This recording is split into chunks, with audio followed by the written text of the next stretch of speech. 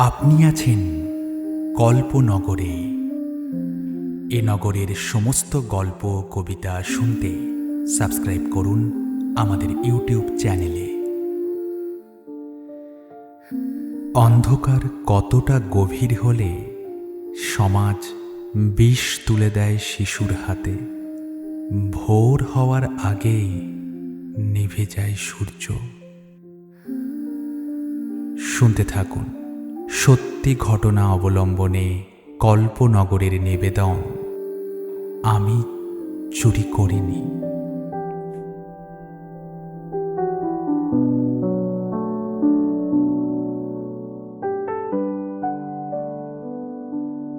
বিকেলটা ছিল হলুদ আলোয় ধূসর। রাস্তার পাশে একটা কুকুর ঘুমোচ্ছিল। একটা চিপসের প্যাকেট কেউ ফেলে দিয়েছিল হাঁ করে থাকা বাজারের মাটি জুড়ে। ছেলেটি এদিক ওদিক তাকায়।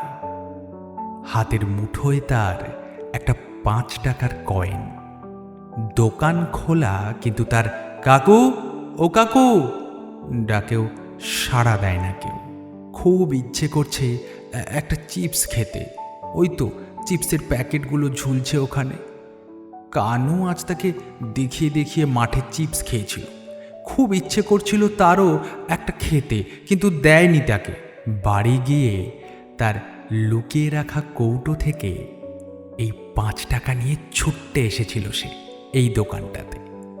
মা জানে না, কাল পরীক্ষার খাতা বেরিয়েছে। নম্বর ভালো না পাওয়ায় মা খুব মেরেছে তাকে। পাশে শুয়ে থাকা কুকুরটা তার দিকে তাকায়। বিকেলের নিভে আসা আলোর মতোই শূন্য দুটো চোখ। কি অদ্ভুত মিল ওদের।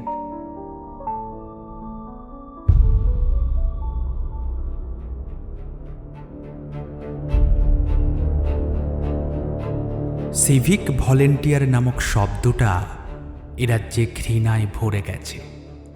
দেখলেই মানুষেরা গালাগালি দেয়। যে টাকা সরকার তাদের দেয় তাতে সংসার চলে না। উপরন্তু বড়বাবুরা যা বলে তা করতে হয়। তাতেই উপরে কিছু থাকে বটে, কিন্তু ভেতরে ভেতরে রাগ আর বিরক্তির ঘরটা ক্রমশই বড় হয়। এমনিতেই এ রাজ্যে চাকরি নেই, ব্যবসাতেও তোলাবাজির জুলুম। সরকারের ওপরে বিরক্তি দুপুরের রোদের মতোই জ্বলে সারাক্ষণ তাদের মাথায়। সে রাগ ঝরে পড়ে দুর্বল সাধারণ মানুষের ওপরে। দোকানটা ছিল এমনই এক সিভিক ভলেন্টিয়ারে। ডিউটিতে যাওয়ার জন্যে ইউনিফর্মটা পরতে গিয়েছিল। ডিউটিতে যাওয়ার সময় এমনিতেই মাথাটা গরম হয়ে থাকে তার। হঠাৎই ছেলেটিকে দোকানের সামনে চিপস হাতে দেখে আঁচের গনগনে আগুনটা যেন ধিক করে জ্বলে ওঠে। আঙুল উঁচিয়ে ছেলেটির সামনে গিয়ে বলে, এই চিপস চুরি করলি কেন?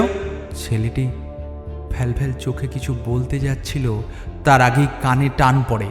কুকুরটাও ডেকে ওঠে, কিছু কি বলতে চাইল সেও। ততক্ষণে আরো কিছু লোক জমে গেছে। চোর ধরা পড়েছে শুনে উৎসাহী মানুষেরা ছেলেটির কান ধরে উঠবস করার ভিডিও করছে। কেউ বলল, হে আজকালকার ছেলে মেয়েরা বড়ই বেয়াদব, বুঝলে তো। অন্য একজন বলল, বাবা মায়েরা তো শিক্ষা দেয় না কিছুই। ছেলেটির মা ছুটে এসেছে ততক্ষণে। ছেলেটি জলভরা চোখে ভেবেছিল মা তাকে বিশ্বাস করবে, কিন্তু হলো ঠিক উল্টো। গালে পড়ল থাপ্পড় আর কান ধরে টানতে টানতে তাকে বাড়িতে নিয়ে এলো।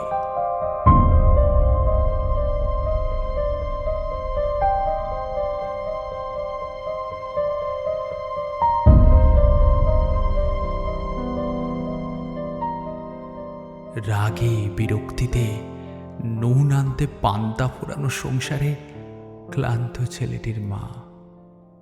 ছেলেটিকে নিয়ে সে কত স্বপ্ন দেখে, একদিন সে তাদের দুঃখ ঘোচাবে। তা না, বাইরে থেকে চোর অপবাদ নিয়ে বাড়ি ফিরছে ছেলে। পড়াশুনোর নাম নেই, শুধু খেলা আর খেলা, আর সারাদিন টো করে ঘুরে বেড়ানো।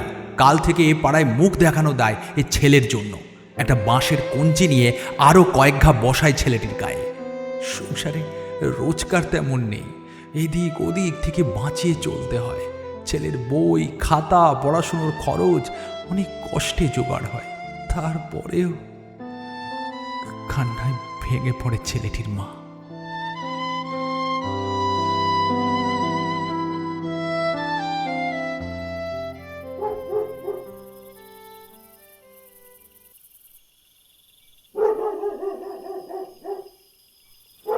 তখনও ভোরের আলো ফোটেনি।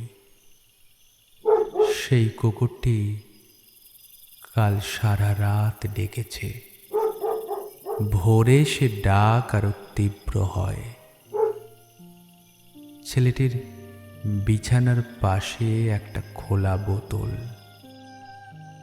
যার ভেতরের তরলটা খেয়ে রোজ তাদের জমির পোকামাকড়গুলো মরে ছটফট করতে করতে।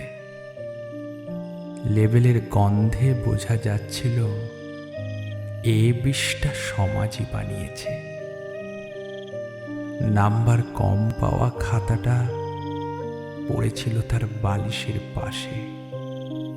তাতেই কাঁপা কাঁপা ছোট্ট হাতে লেখা, আমি চিপস চুরি করিনি মা, ওটা রাস্তায় পড়েছিল, খুব খেতে ইচ্ছে করছিল, তাই ওটাই কুড়িয়ে খেয়েছিলাম। পরের জন্মে আমি পাখি হব মা, চিপস লাগবে না, শুধু একটু আকাশ দিও।